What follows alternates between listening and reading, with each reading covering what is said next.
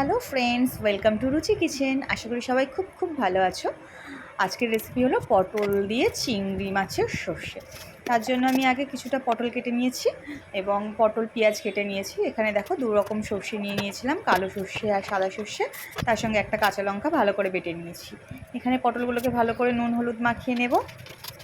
নিয়ে পটলগুলোকে কিন্তু আমরা কড়াই গরম হলে একটা একটা করে ভেজে নেব ভালো করে। যেমন আমরা পটল ভাজা করি এমনি আমরা নর্মালি পটল ভাজা খাই।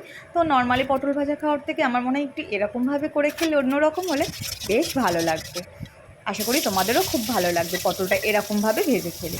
কারণ ওই একঘেয়েমি ভাজা খেতে সত্যিই কারো ভালো লাগে না, ইভেন আমার হাজব্যান্ডও পছন্দ করে না। তাই জন্য একটু ডিফারেন্ট করা। তো এখানে দেখো আমার পটলগুলো বেশ নুন হলুদ মাখিয়ে তেল গরম হতে ভালো করে ভাজা হয়ে গেছে। এরপর চিংড়িগুলো কিন্তু আমি নুন হলুদ আগে থেকেই মাখিয়ে রেখেছিলাম, ভালো করে ভেজে নেব।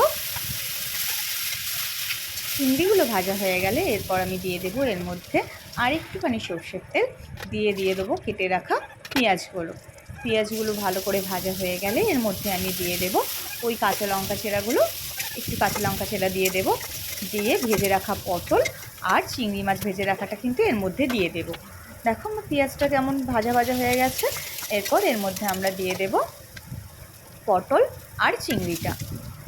পটল আর চিংড়িটা দিয়ে দিলাম, দিয়ে ভাজতে ভাজতে এবার দিয়ে দেবো বেটে রাখা আমাদের সর্ষেটা। দিয়ে একটু ভালো করে নেড়ে নেব। নিয়ে এরপর এর মধ্যে দেবো স্বাদ মতো একটু নুন, একটু হলুদ গুঁড়ো, একটু লঙ্কা গুঁড়ো আর একটু জিরে দিয়ে ভালো করে এটাকে নেড়ে নেব।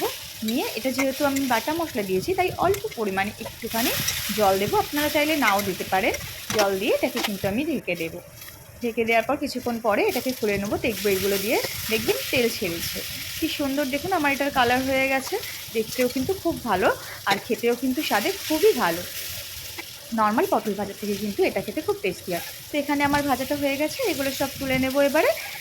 আপনাদের যদি বা আমার ভিডিওটা ভালো লাগে তো প্লিজ একটা লাইক কমেন্ট আর শেয়ার করে দেবেন। আর দেখুন আমার এখানে পটল ভাজাটা কিন্তু খুব ভালো হয়ে গেছে, প্রত্যেকটা পটল গোটা আছে।